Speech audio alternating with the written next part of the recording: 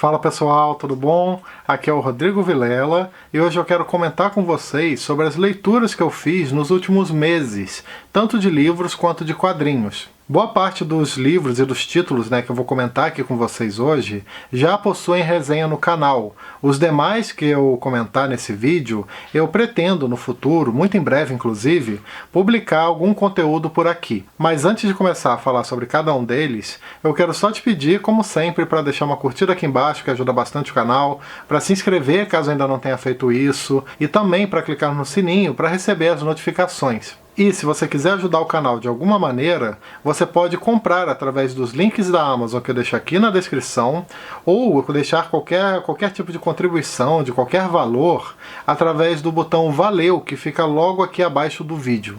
Começando a lista, o primeiro livro que eu quero comentar com vocês é esse clássico da literatura mexicana e também da literatura latino-americana, chamado Pedro Páramo, do Juan Rulfo, que foi publicado no Brasil pela editora José Olímpio e conta com tradução de Éric Nepomuceno. Aqui nós acompanhamos a história de um filho que viaja para um remoto vilarejo chamado Comala, isso com o objetivo de encontrar o seu pai, Pedro Páramo, um homem muito poderoso. Ao chegar no local, somos apresentados a algumas situações misteriosas, além de também conhecer o passado, tanto do próprio Pedro Páramo, quanto de outros moradores da região. Esse foi um dos livros mais interessantes que eu li nos últimos tempos. Ele tem uma estrutura mais fragmentada e também não segue uma ordem cronológica. Isso pode assustar no primeiro momento, mas no decorrer da leitura tudo fica mais fácil. O autor nos mostra muito do declínio de Comala e principalmente da relação disso com esse personagem que dá título ao livro. Além disso, o autor se utiliza de uma linguagem bem próxima das pessoas do campo, falando muito também sobre temas como ambição, poder, amor, entre outras coisas. Para quem tiver interesse em assistir depois, tem um vídeo bem completinho aqui no canal, onde eu fiz tanto uma contextualização histórica, quanto também uma parte com spoilers, que fica bem no final da resenha, então você pode assistir tranquilo até chegar nessa parte, que inclusive é o aviso, né? O aviso quando começam os spoilers. E aí quem tiver interesse vale a pena conferir, porque realmente é um livro que me impressionou muito, eu gostei demais dessa leitura aqui. Outra leitura que eu fiz foi de um livro conhecido como Flores de Verão, do escritor japonês Tamiki Hara, que foi publicado no Brasil pela editora Tinta da China Brasil, e conta com tradução de Jefferson José Teixeira. Essa obra aqui é importantíssima, ela conta a história de um rapaz que sobreviveu à explosão da bomba atômica de Hiroshima, mostrando todos os horrores que ele vivenciou logo após essa tragédia. A questão aqui é que, apesar do formato de ficção, o livro é extremamente autobiográfico, sendo que temos até um personagem mesmo, que é uma representação muito fiel do próprio autor.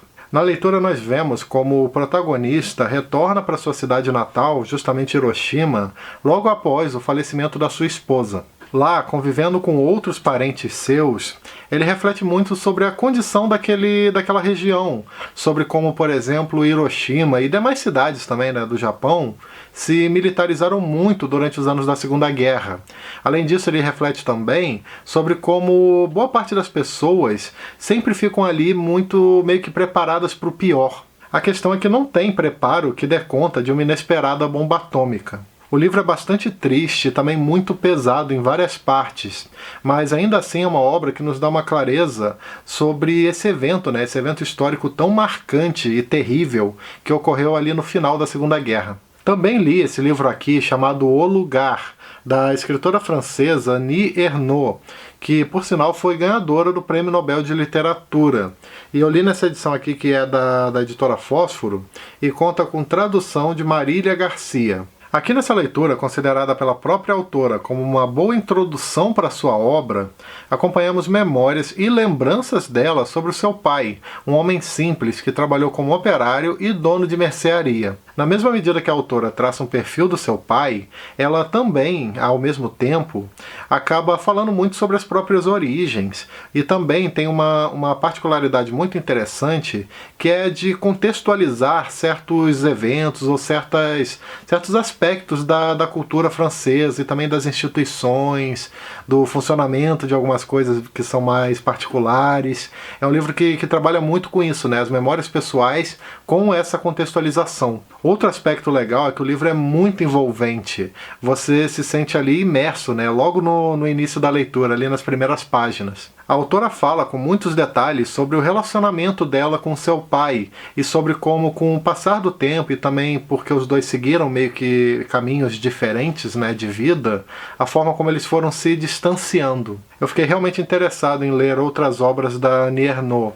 Não sei exatamente qual, né, estou pensando ainda, mas acredito que muito em breve vocês verão, além da resenha, né, desse livro aqui que já foi publicado no canal, eu devo mais pra frente publicar outras resenhas dela por aqui. Também li nesse período um livro que me surpreendeu muito, que eu gostei pra valer, chamado Vamos Comprar um Poeta, do escritor português Afonso Cruz, livro que foi publicado no Brasil pela editora Dublinense. Essa obra é ambientada num mundo onde tudo é baseado no consumo excessivo, onde tudo é um produto, onde as pessoas têm um código como nome e a maior preocupação é sempre lucrar, ser produtivo e eficiente. Nesse universo curioso, nós acompanhamos a história de uma jovem que resolveu comprar um poeta, já que diversos artistas eram vendidos em lojas. Ao longo da leitura, vamos observando a maneira como esse personagem, o poeta, que por sinal é um personagem muito interessante, vai transmitindo não apenas para essa jovem,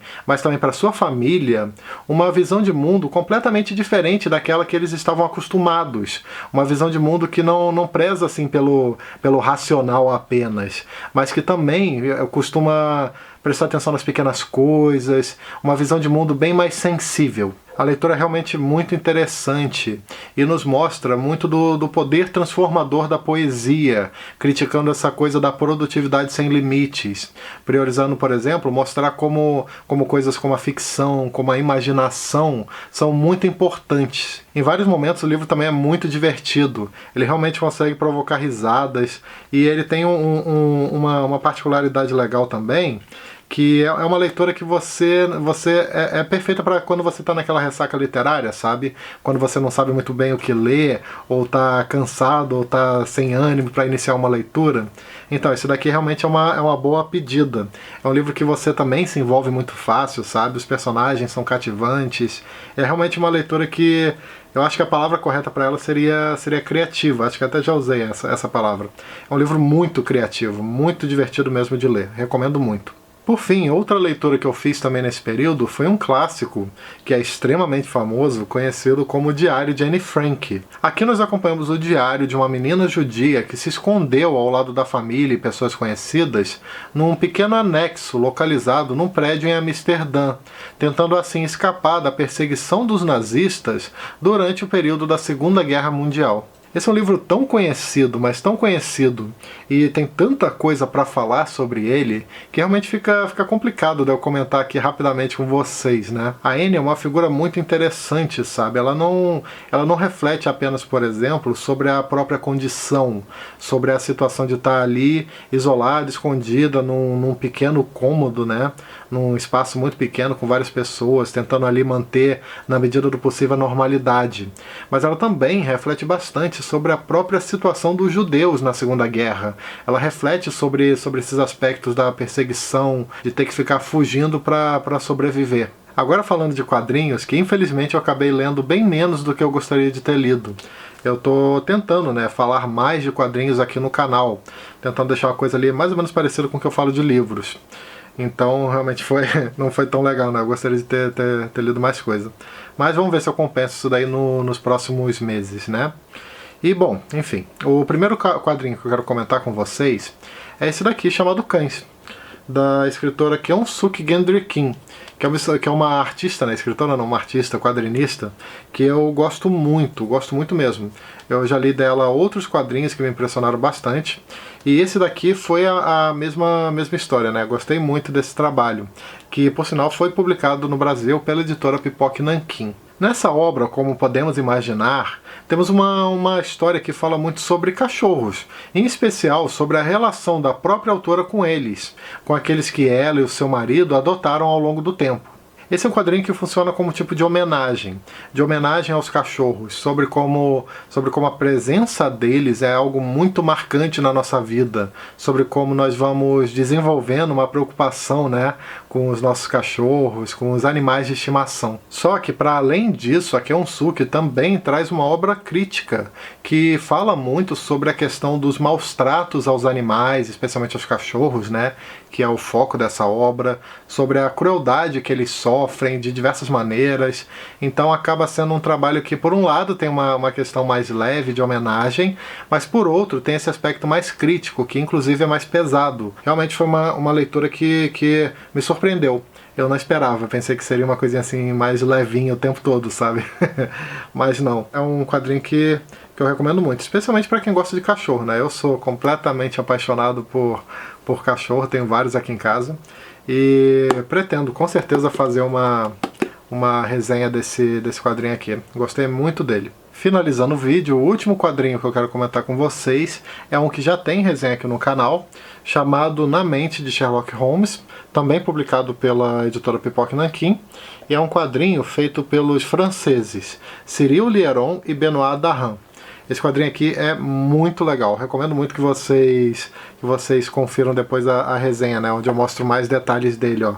Vocês podem ver que ele é todo interativo. Nesse trabalho, inspirado nas obras do Arthur Conan Doyle, nós acompanhamos uma aventura do Sherlock Holmes e do Dr. Watson, que envolve pessoas desaparecendo e também uma misteriosa apresentação teatral de magia chinesa. A arte desse quadrinho é simplesmente magnífica, é uma das mais bonitas que eu já vi. Além de que a obra ela é muito criativa, sabe? Deixa eu ver se eu consigo, aqui um quadrinho tão grande, aí fica um pouco difícil pra mostrar, ó. Mas só pra vocês terem uma noçãozinha da arte dele. Ó, é muito bonito. É um quadrinho muito interessante, muito legal mesmo, sabe? Cada página desse trabalho é uma surpresa. É basicamente o tipo de obra que você pode até exemplificar, sabe? Como uma obra que nos mostra coisas que só um quadrinho pode proporcionar.